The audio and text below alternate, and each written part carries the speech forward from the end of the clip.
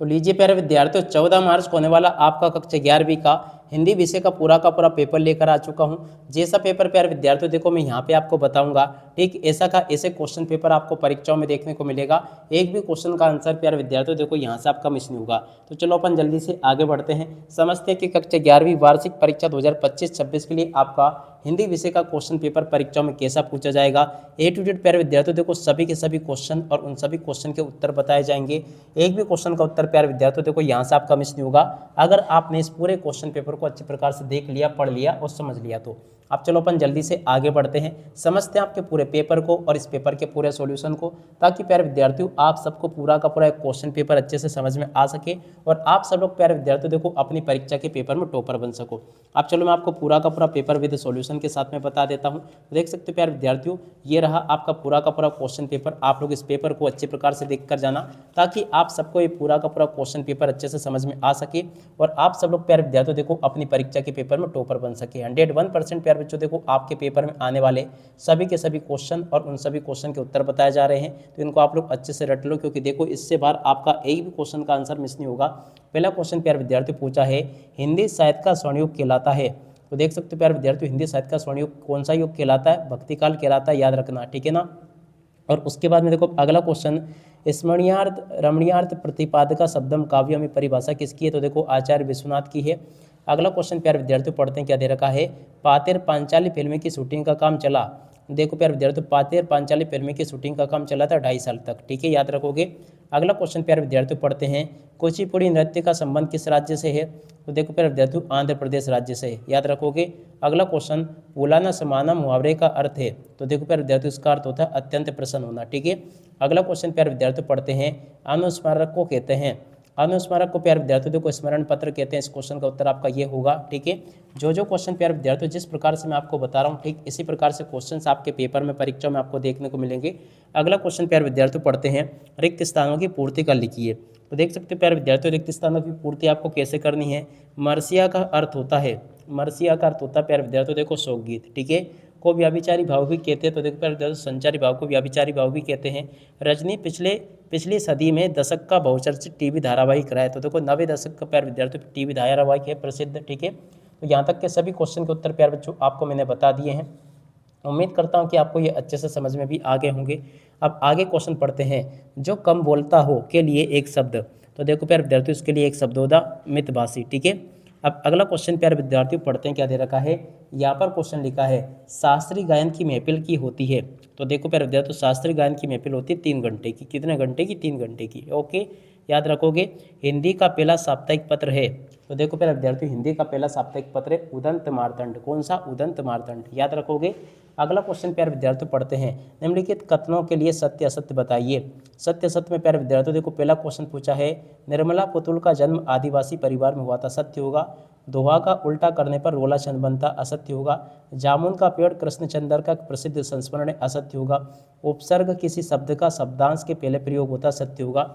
उसके बाद में देखो इन क्वेश्चन को पढ़ लेना, गुप्तकाल कलाओं का स्वर्णयुग कहलाता, सत्य होगा। डायरी नितांत व्यक्तिक रचना, ये भी आपका सत्य होगा, ठीक है। तो यहाँ तक के सभी क्वेश्चन के उत्तर प्यारे बच्चों आपको मैंने बता दिए हैं। उसके बाद में देखो इन प्रश्नों को पढ़ के जाना, ये भी आपके पेपर में परीक्षा में क्वेश्चन पूछे जाएंगे, ठीक है। एक एक क्वेश्चन के आंसर को पढ़ लो। निर्मला पुतुल की जोड़ी प्यारे विद्यार्थियों देखो आओ मिलकर बचाओ। अक्क महादेवी की जोड़ी मिल जाएगी है भूख मत मचल। बाल मुकुंद गुप्त की जोड़ी मिल जाएगी विदाई संभाषण से। महाकाव्य की जोड़ी मिल जाएगी प्यारे विद्यार्थियों देखो सर्ग में बंदी रचना से। जलद की जोड़ी मिल जाएगी बादल से। और प्रबोध की जोड़ी मिल जाएगी आलो अंधारी से। और कोटिकृत की जोड़ी मिल जाएगी एनकोडिंग से, ठीक है। तो देख सकते हो यहाँ तक के सभी क्वेश्चन और उन क्वेश्चन के उत्तर प्यारे विद्यार्थियों मेरे द्वारा आपको बता दिए गए हैं। एक भी क्वेश्चन का उत्तर आपका यहाँ से मिस नहीं होगा, ठीक है। अगला क्वेश्चन प्यारे विद्यार्थियों पढ़ लेते हैं। यहाँ से क्या दे रखा है, चंपा क्या छुपा देती है? तो देखो कागज और कलम छुपा देती है। एक खंडकाव्य का नाम लिखिए। तो देखो पंचवटी होगा। उपन्यास सम्राट के नाम से किसे जाना जाता है? तो देखो मुंशी प्रेमचंद को जाना जाता है। और अब अगला क्वेश्चन प्यारे विद्यार्थियों पढ़ते हैं, जामुन का पेड़ कहाँ गिरा था? तो देखो सेक्रेटरीट के लॉन में गिरा था। सरल वाक्य का है तो उदाहरण देखिए। तो देखो प्यारे विद्यार्थियों राम आम खाता है, सरल वाक्य का उदाहरण होगा। कुमार गंधर्व का मूल नाम क्या? तो देखो प्यारे विद्यार्थियों शिवपुत्र सिद्धराम कोमकाली, इस क्वेश्चन का उत्तर आ जाएगा। अगला क्वेश्चन, भारत की पहली मूक फिल्म कौन सी थी? तो देखो प्यारे विद्यार्थियों राजा हरिश्चंद्र, इस क्वेश्चन का उत्तर होगा। ठीक है, यहाँ तक के सभी क्वेश्चन के उत्तर प्यारे विद्यार्थियों आपको मेरे द्वारा बता दिए गए हैं। प्रश्न नंबर 6 जो आपके पेपर में पूछा है, चलो अब मैं आपको प्रश्न नंबर 6 का उत्तर बताता हूँ, ताकि आप सब लोग अपनी परीक्षा के पेपर में इन क्वेश्चन के उत्तरों को लिख कर आ सके। A to Z सभी के सभी क्वेश्चन के उत्तर मैं आपको बताऊंगा, इनको अच्छे से याद जरूर कर लेना। देखो प्रश्न नंबर 6 जो पूछा ना, प्रयोगवादी कविता, तो देखो उस क्वेश्चन के उत्तर को यहाँ से देख कर लिख देना। छायावादी कविता की दो विशेषता प्यारे विद्यार्थियों, देखो यहाँ से देख कर लिख देना, ये भी मैंने आपको बता दिया। ठीक है, और उसके बाद में देखो प्यारे विद्यार्थियों प्रश्न नंबर 7 पूछा है, कवि पास ने सपनों के मर जाने के लिए, तो देखो उस क्वेश्चन के उत्तर को यहाँ से देख कर लिख दो, ये भी मैंने आपको बता दिया। ठीक है, और उसके बाद में देखो अथवा में क्वेश्चन पूछा का कलकत्ता पर बजर गिजे चंपा ने ऐसा क्यों कहा, इस क्वेश्चन के उत्तर को यहाँ से देख कर लिख दो, ये भी मैंने आपको बता दिया। ठीक है, और उसके बाद में देखो प्यारे विद्यार्थियों आगे बढ़ते हैं, आगे क्वेश्चन के उत्तर, और इन क्वेश्चन के उत्तरों को अपन समझ लेते हैं ताकि आपको पूरा का पूरा समझ में आ सके। ठीक है, देख सकते हो प्यारे बच्चों, यहाँ पर आपके पेपर में क्वेश्चन दे रखे हैं, सोटा क्षण की परिभाषा आपको बतानी है। तो देख सकते हो सोटा क्षण की परिभाषा यहाँ से देख कर लिख देना, ये भी मैंने आपको बता दिया। अगला क्वेश्चन प्यारे विद्यार्थियों पढ़ते हैं, श्रृंगार रस की परिभाषा उदाहरण सहित आपको बतानी है। देख सकते हो प्यारे बच्चों, श्रृंगार रस की परिभाषा को उदाहरण सहित यहाँ से आपको बता देना है। ठीक है, इसको याद कर ले अच्छे से। अगला क्वेश्चन प्यारे विद्यार्थियों पढ़ते हैं, वक्रोक्ति अलंकार की परिभाषा उदाहरण सहित आपको बतानी है। तो देख सकते हो प्यारे बच्चों, वक्रोक्ति अलंकार की परिभाषा यहाँ से देख कर लिख देना है, मैंने बता दिया आपको। ठीक है, अगला क्वेश्चन पढ़ते हैं, रेखा चित्र और संस्मरण में अंतर आपको बताना है। ठीक है, तो रेखा चित्र और संस्मरण में अंतर प्यारे विद्यार्थियों यहाँ से देख कर लिख दो, ये भी मैंने आपको बता दिया पूरा का पूरा। ठीक है, ये भी क्वेश्चन का उत्तर प्यारे विद्यार्थियों आपको मैंने बता दिया। अगला क्वेश्चन, भारत की चर्चा नेहरू जी कब और किससे करते थे? देख सकते हो प्यारे बच्चों, भारत की चर्चा नेहरू जी कब और किससे करते थे, इस क्वेश्चन के उत्तर को यहाँ से देख कर लिख दो।